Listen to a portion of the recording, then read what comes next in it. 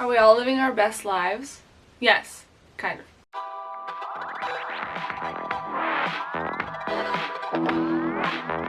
I've been lifting things at my new job and my arms are so tired. Oh my gosh, that book stack. It's almost all hardcovers too, which is insane. Welcome to May wrap up. I still haven't changed my calendar over to June yet, but it's the May wrap up. I'm excited. I had a good reading month.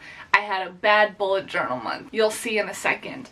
This is a public service announcement to future Darby and to everybody out there. If I ever choose to do orange monochromatic spreads again, tell me no. Tell me no. I've done it twice now. I've hated it both times. I cannot, my brain cannot. It's disgusting. I love orange as a color. I think orange is beautiful.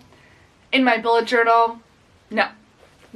It's awful. So get ready for these disgusting pages. I'm so sorry for what you're about to see. But here's my May spread. Like, it's not the worst, but it's gross, you know? And as you can see, I read 8 books this month. I think it's 2 that I don't actually own, which is different. I was trying not to do that, but that's okay. Here's my reading pages. Like, disgusting. I didn't even read that much near the beginning because I hated it so much. I was like, I can't make more reading pages. I couldn't. And then my review pages. So, sad. I'm sorry you had to witness that. No more orange for me. Tell me no. Like, with something else, sure, it's fine. But just monochromatic, I did it for June last year when I did my reading 30 books in 30 days, and disgusting. So gross. So without further ado, we're going to get right into the 8 books that I read this month. Overall, it was pretty successful. There was a favorite author this month, I will say that. So to start off, I finished a book that I was supposed to finish in April, but I kind of fell behind, and this is my 3rd reread of this book. This is the only series I'm rereading this year. I told myself I'm not rereading anything else. If I want to reread, we can do it another year. It's not this year.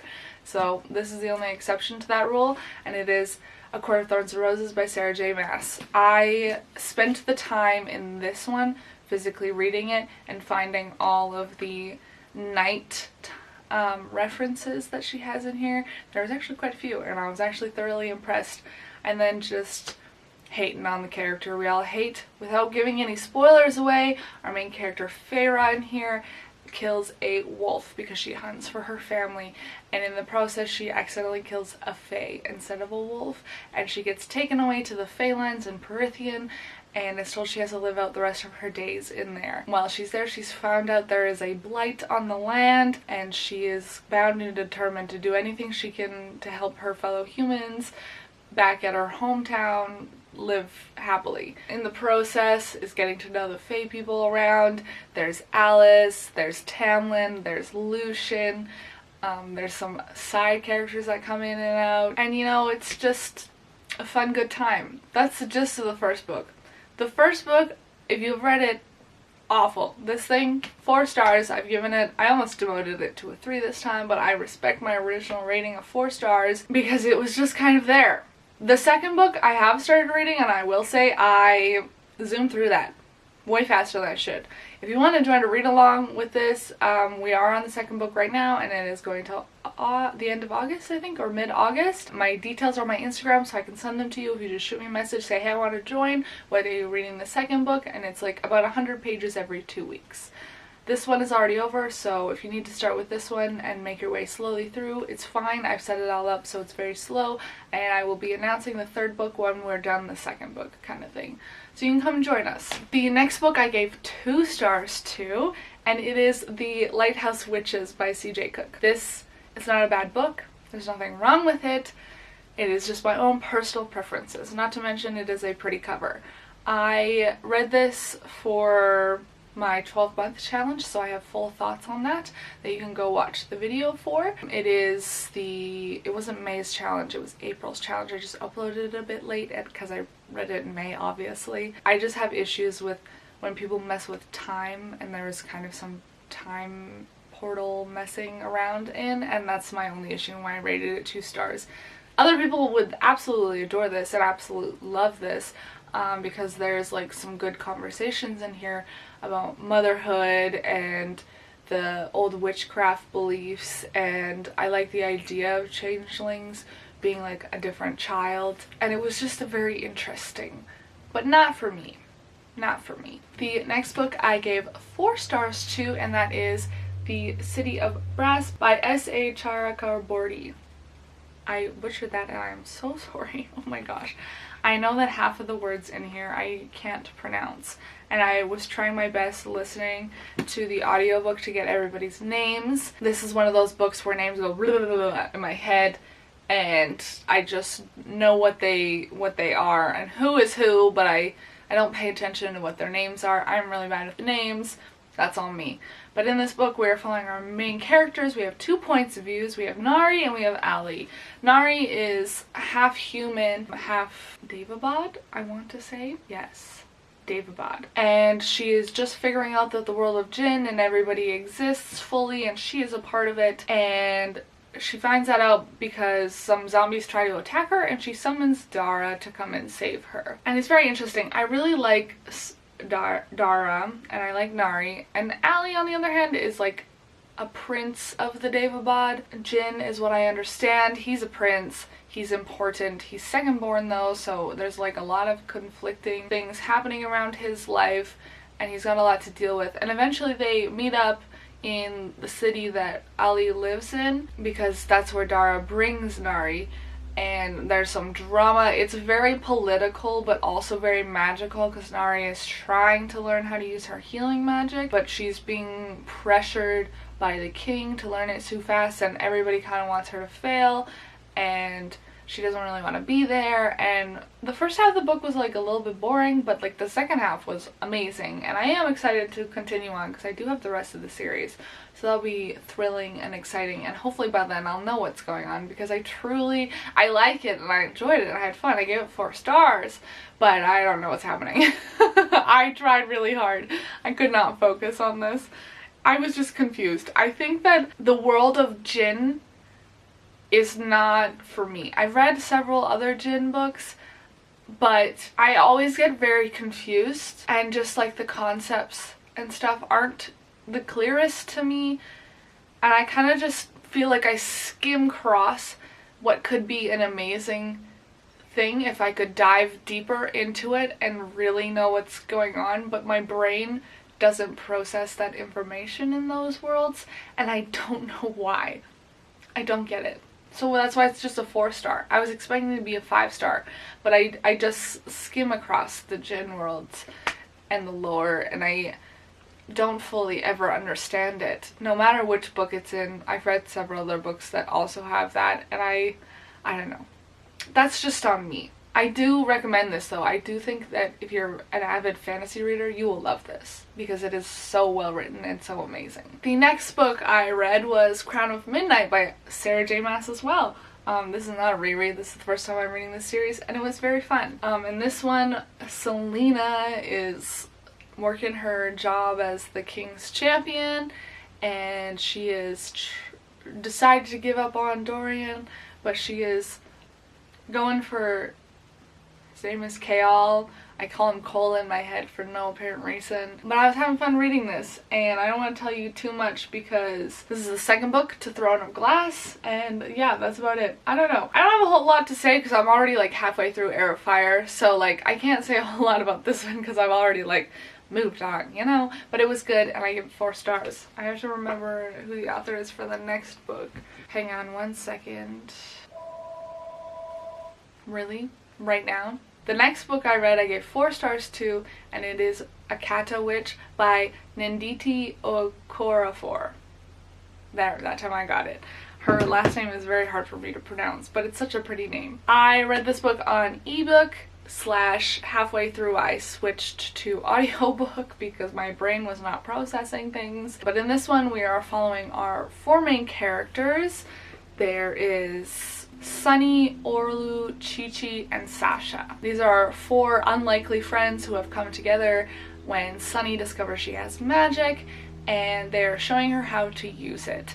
And the magic system in this one is so interesting and intricate, and my understanding of it is that when they cast a really big spell, or even any spell in general, they literally drop coins that they can use to purchase like magical items and stuff in the separate magical world. and it's so interesting and so cool.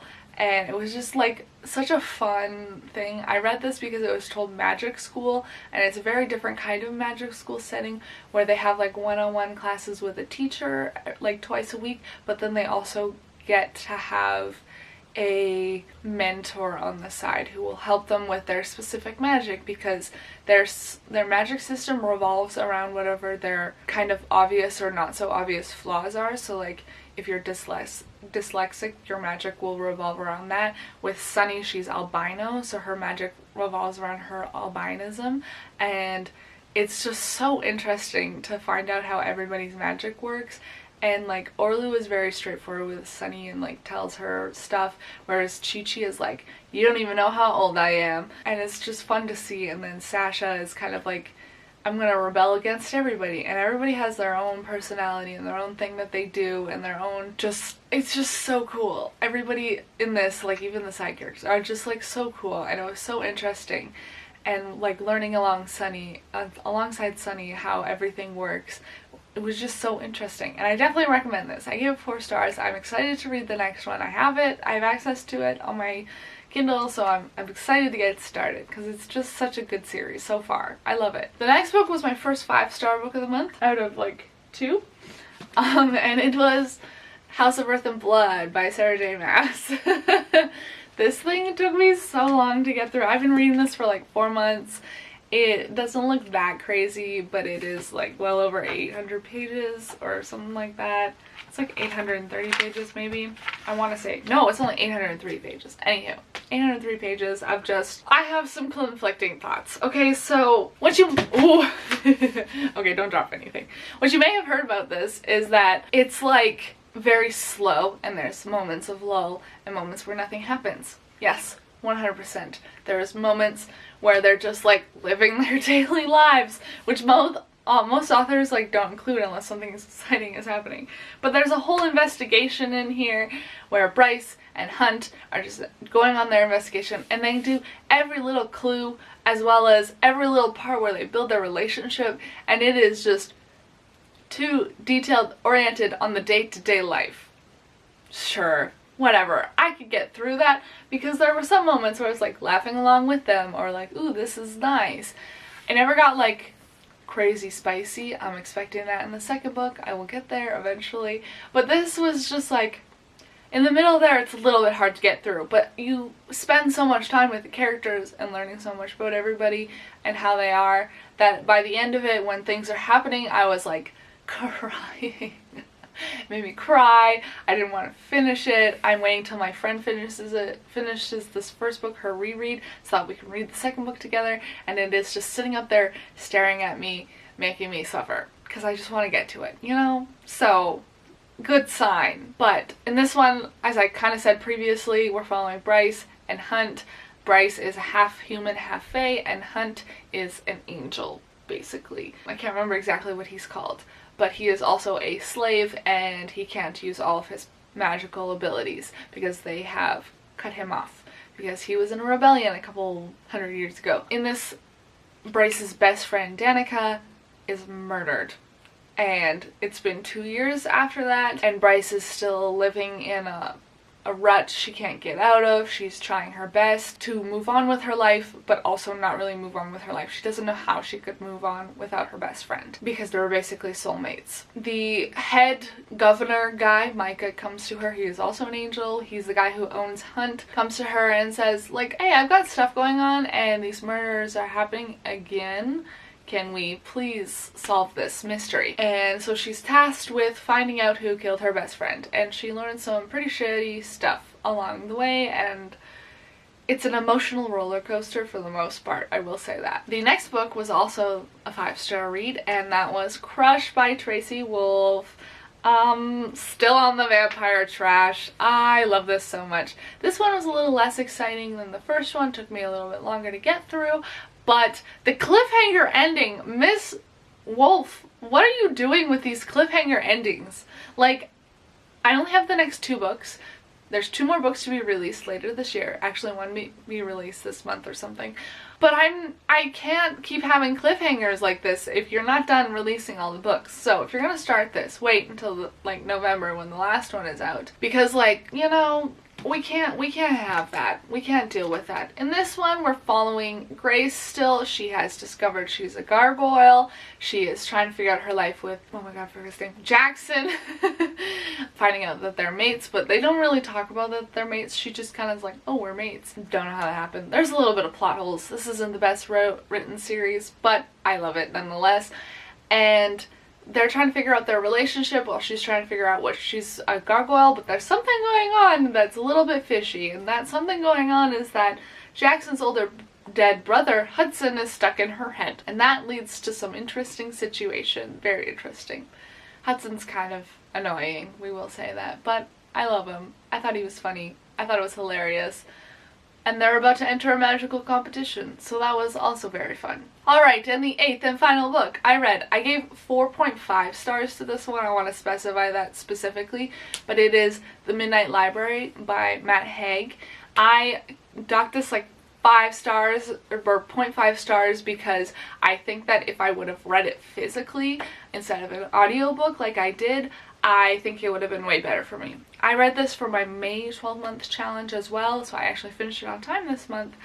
And I normally, like I said earlier with the Lighthouse Witches, don't like when people mess with time, but this one was like the perfect way to mess with time, I guess. I enjoyed it so much. Oh my gosh. In this one, we're following our main character, Nora, which I love the name Nora. I think it's amazing. And Nora is dying. She's given up on life, so trigger warning for suicide and kind of like depressing thoughts. She has decided she doesn't want to exist anymore, and so she goes to commit suicide, and she wakes up in the Midnight Library. It is midnight, and she is in a library with someone who is saying, hey, if you want to go live out some other lives and pick one of these lives, you totally have that option. So what are some things that you wish you could have done differently? And shows her a book of regrets that she has. And it was just so deep and interesting, and had some really cool conversations with some really amazing quotes that I want to go back and highlight, that it was just the perfect book for me right now. I read this at the perfect time. It was a good time, and I was very nervous I wasn't going to like it because I've heard a lot of bad things about it.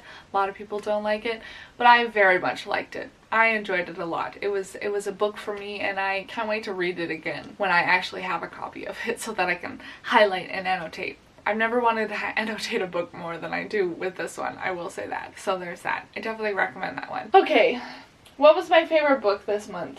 None of them. I don't know. I don't have a favorite book this month. I should say House of Earth and Blood or Crush, but like they all have their ups and downs. I might just say The Midnight Library. That was my favorite book this month. That was the book that I needed this month. It was the one that really resonated with me and stayed with me, and I loved it and appreciated it for that.